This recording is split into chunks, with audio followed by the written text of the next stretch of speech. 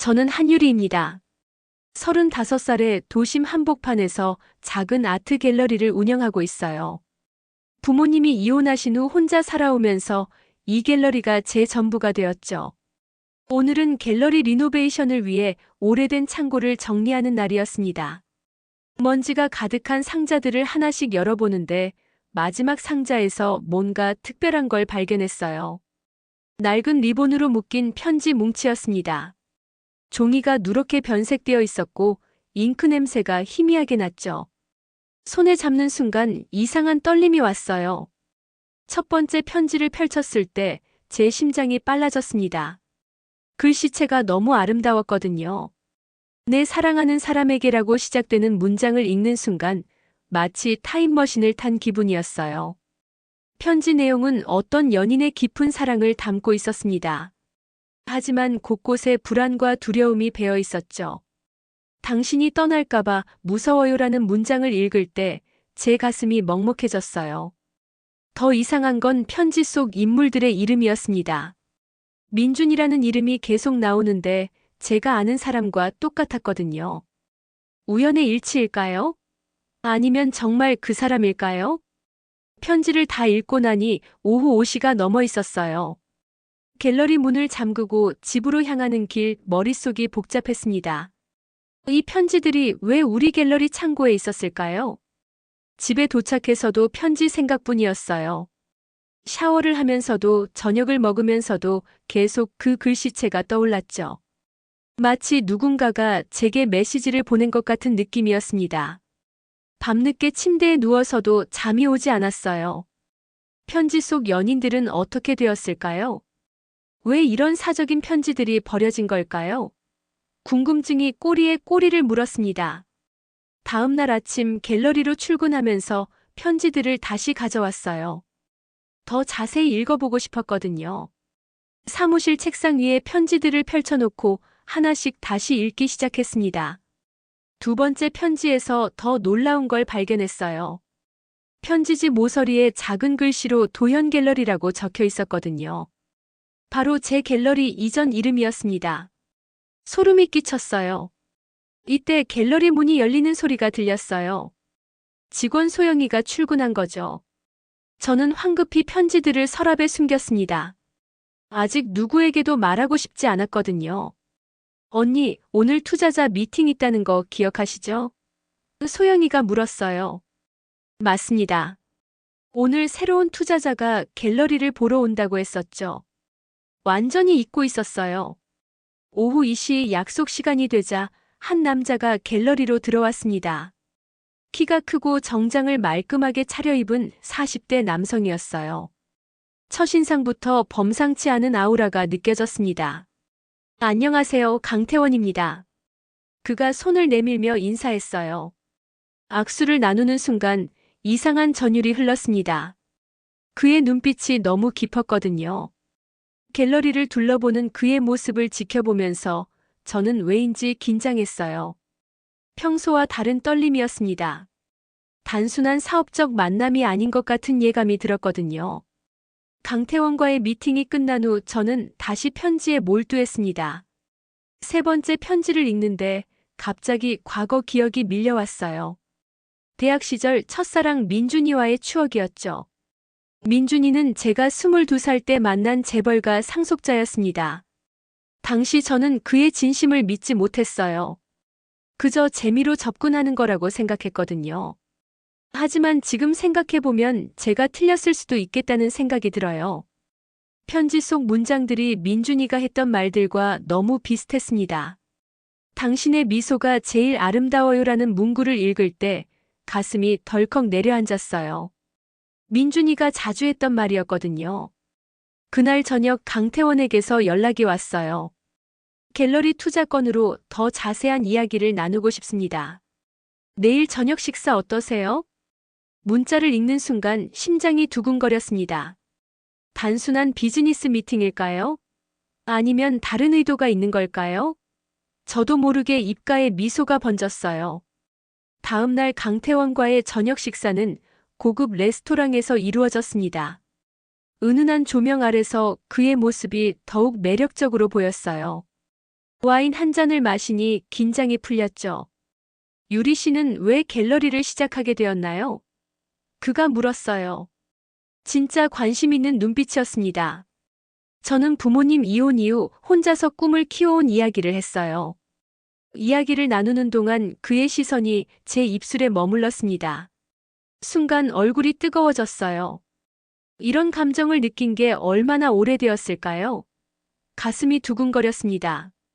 유리 씨는 정말 매력적인 분이네요. 그가 속삭이듯 말했어요. 목소리가 너무 섹시했습니다. 저는 당황해서 와인잔을 입에 가져다 댔죠. 집으로 돌아가는 차 안에서 그가 제 손에 손을 올렸어요. 오늘 정말 즐거웠습니다. 전기가 흐르는 것 같은 느낌이었어요. 이런 떨림을 느끼면 안 되는데 자꾸 그에게 끌렸습니다. 집에 도착해서도 그 감촉이 잊히지 않았어요. 샤워를 하면서도 계속 그의 모습이 떠올랐습니다. 차가운 물을 끼얹어도 얼굴이 화끈거렸어요.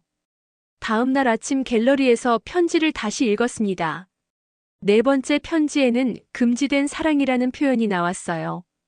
마치 제 현재 상황을 보는 것 같았습니다. 소영이가 커피를 타다가 물었어요. 언니, 요즘 표정이 밝아졌어요. 좋은 일 있으세요? 저는 괜히 얼굴이 빨개져서 고개를 돌렸습니다.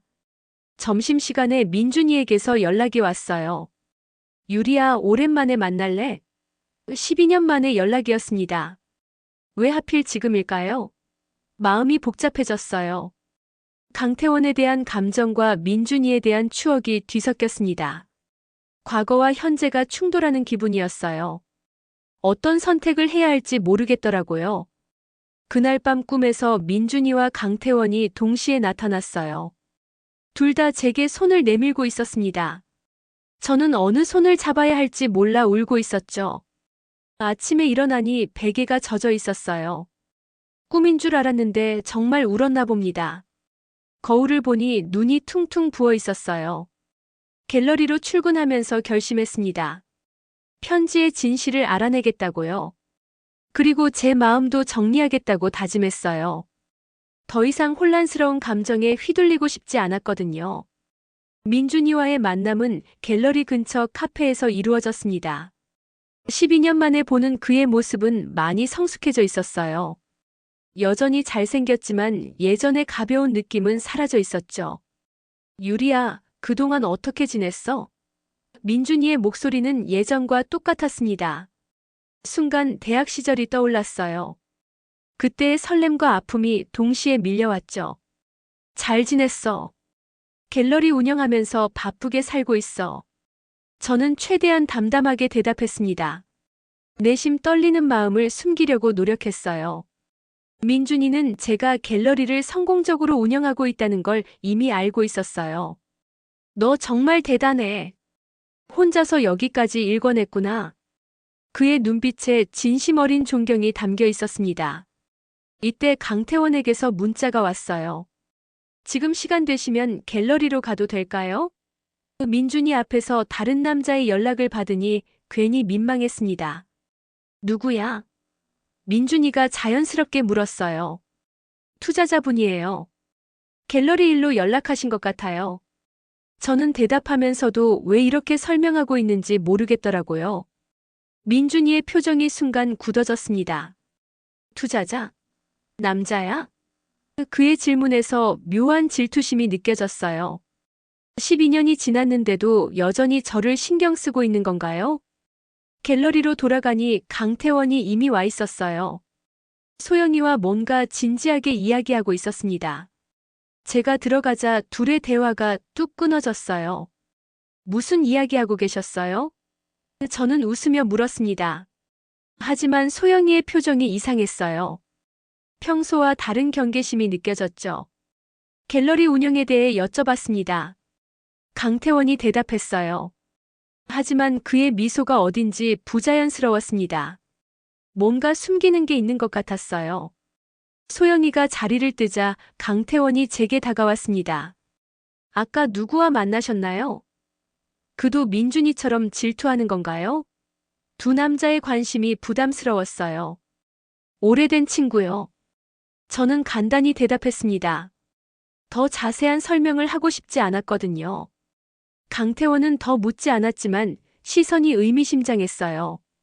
며칠 후 소영이가 이상한 행동을 하기 시작했습니다. 제가 없을 때 강태원과 자주 통화하는 것 같았어요. 우연히 들은 통화 내용도 수상했죠. 언니는 모르는 게 나을 것 같아요. 소영이가 누군가에게 하는 말을 들었습니다. 무엇을 모르는 게 나은 거죠? 점점 불안해졌어요. 민준이는 계속 연락을 해왔습니다. 유리야, 우리 다시 시작해볼까? 그의 고백에 마음이 흔들렸어요. 하지만 강태원에 대한 감정도 무시할 수 없었습니다. 어느 날 강태원이 갤러리에서 편지를 보고 있는 저를 발견했어요. 뭘 그렇게 열심히 읽으세요? 그가 호기심 어린 목소리로 물었습니다. 아, 그냥 오래된 편지예요. 저는 얼른 편지를 접었습니다. 하지만 그가 편지 봉투를 힐끗 보는 걸 놓치지 않았어요. 그의 표정이 순간 변했습니다.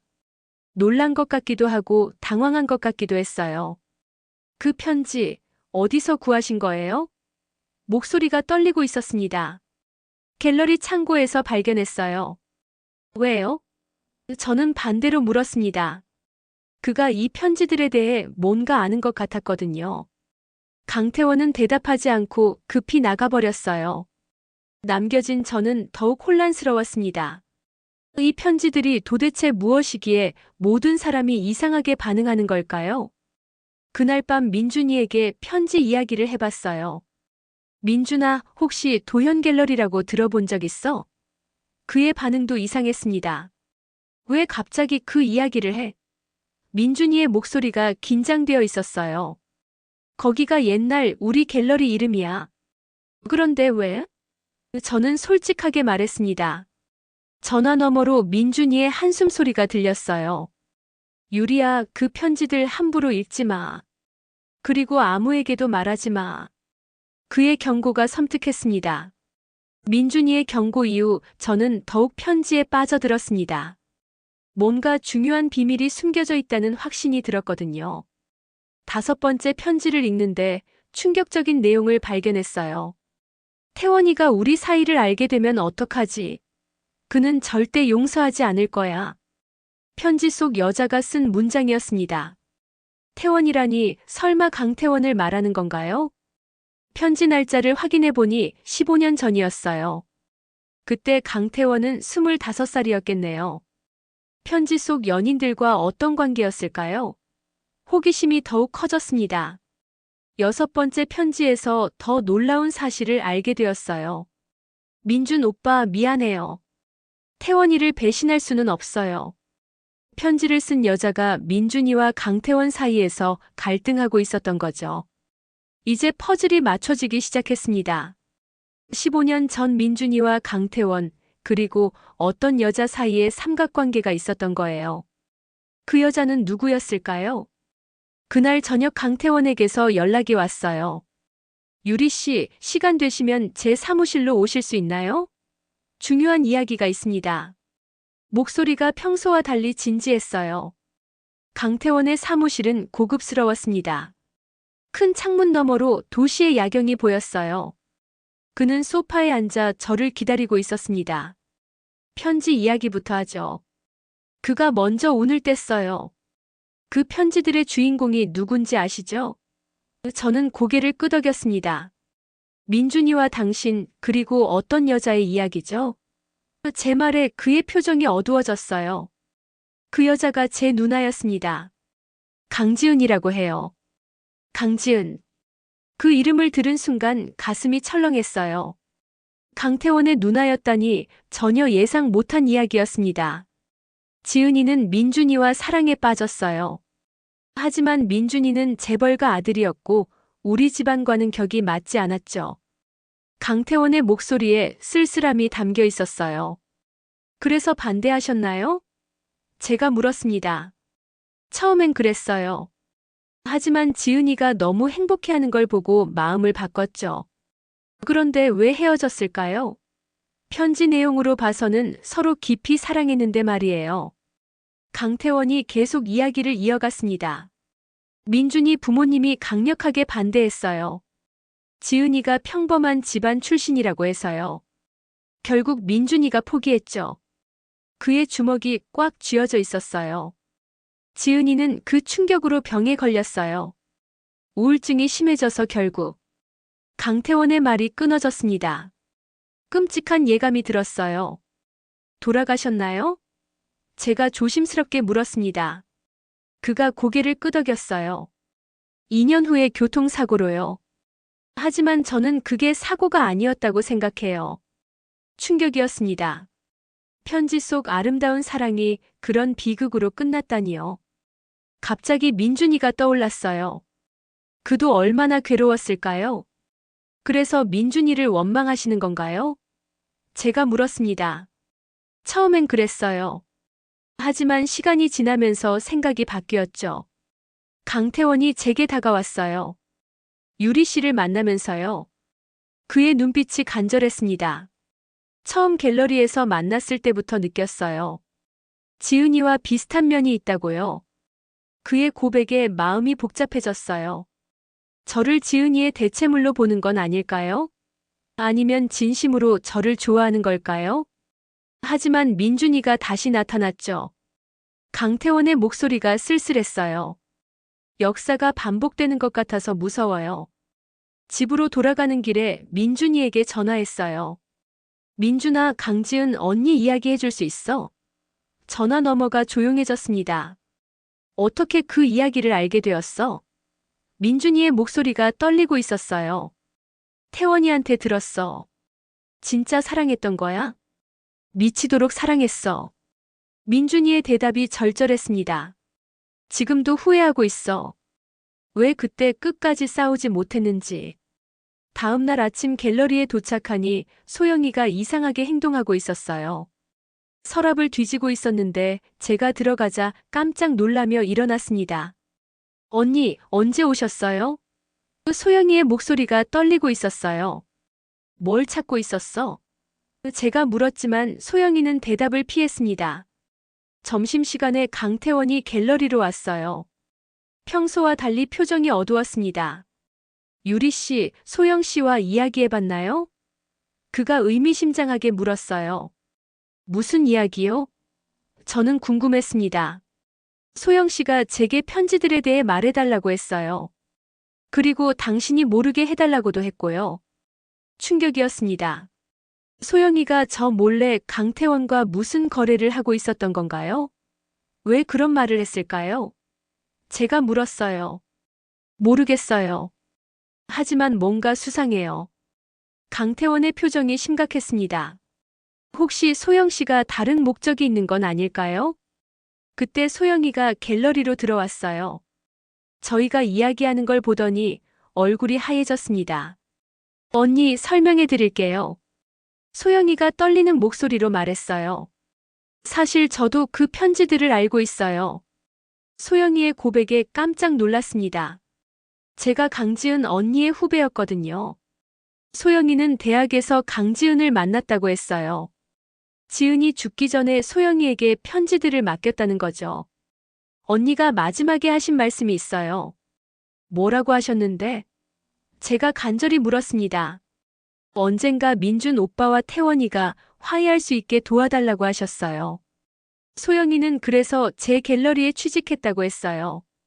언젠가 기회가 되면 두 사람을 만나게 하려고요. 그런데 언니가 나타나서 모든 게 복잡해졌어요. 마지막 편지를 소영이가 가지고 있었습니다. 이건 지은 언니가 죽기 직전에 쓰신 거예요. 소영이가 편지를 내밀었어요. 편지를 읽는 순간 눈물이 났습니다. 민준 오빠, 태원아, 미안해. 너희들 때문에 싸우게 해서 정말 죄송해요. 내가 둘 사이를 갈라놓았나 봐요. 강태원의 표정이 일그러졌습니다. 아니야, 지은아. 우리가 너무 어렸던 거야. 그가 편지를 보며 중얼거렸어요. 편지는 계속 이어졌습니다. 오빠들이 화해했으면 좋겠어요. 제발 서로 미워하지 마세요. 제가 잘못한 거예요. 마지막 문장을 읽을 때 목이 메었어요. 언젠가 제 편지를 읽는 사람이 있다면 부탁해요. 민준 오빠와 태원이가 친구가 될 수 있게 도와주세요. 강태원이 주먹을 꽉 쥐고 있었어요.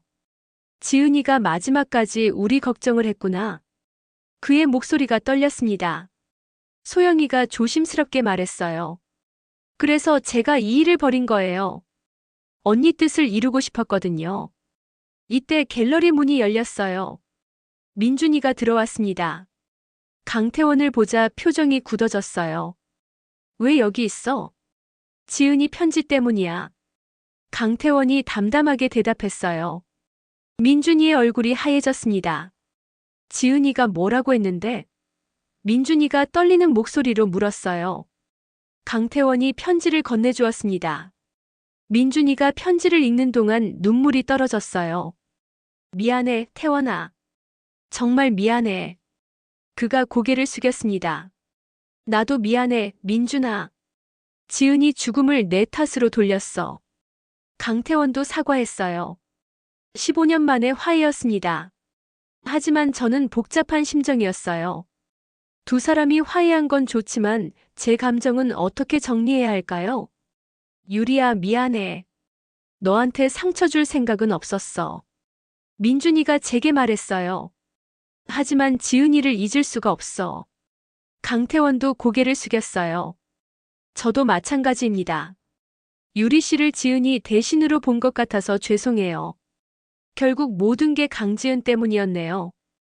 두 남자 모두 저를 사랑한 게 아니라 죽은 여자의 그림자를 봤던 거였어요. 그날 밤 혼자 갤러리에 남아 편지들을 다시 읽었습니다. 강지은의 사랑이 얼마나 깊었는지 알 수 있었어요. 그녀는 정말 순수하게 사랑했던 거예요. 며칠 후 민준이와 강태원이 함께 갤러리를 찾아왔어요. 둘의 관계가 많이 회복된 것 같았습니다. 하지만 저에게는 여전히 어색했어요. 유리야, 우리가 너한테 상처를 줬구나.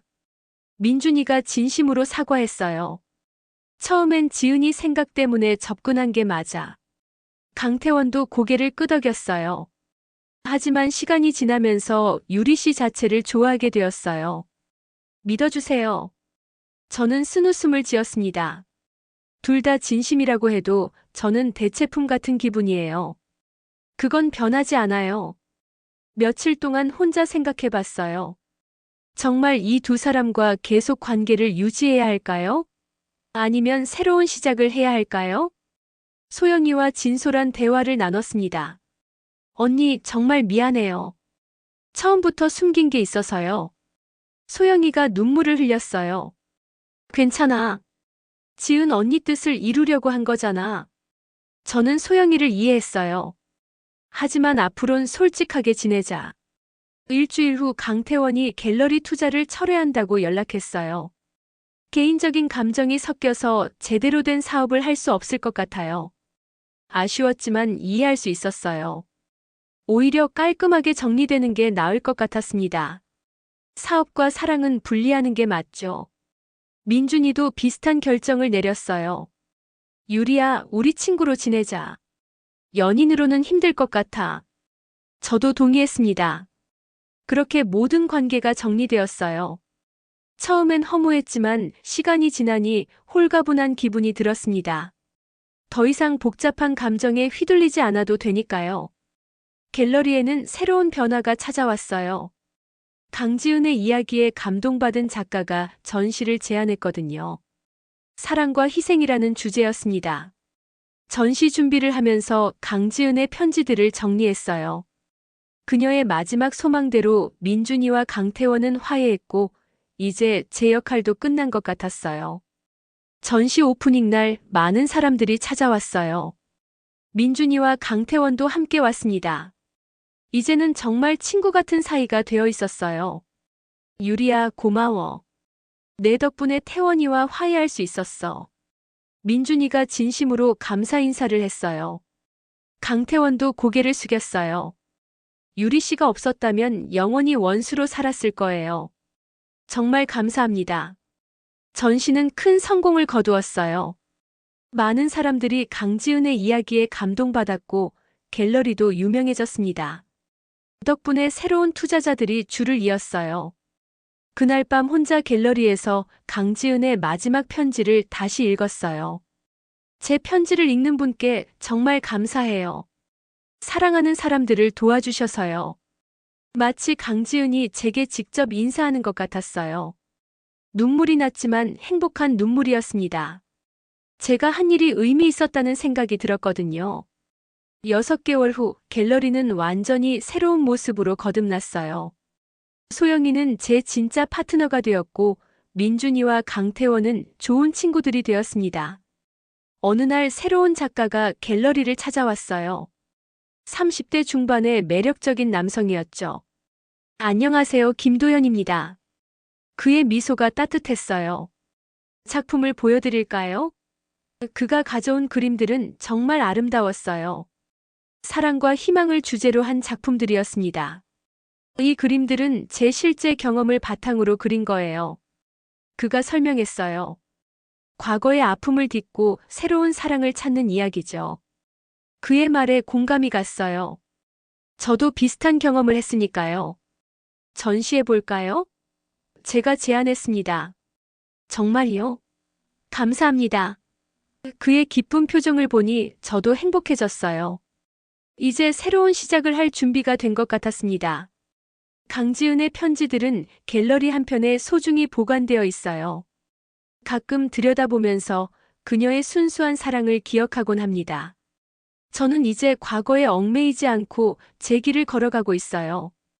강지은이 마지막에 바랐던 것처럼 모든 사람이 행복해졌으니까요. 그리고 저에게도 새로운 시작이 기다리고 있을 것 같습니다.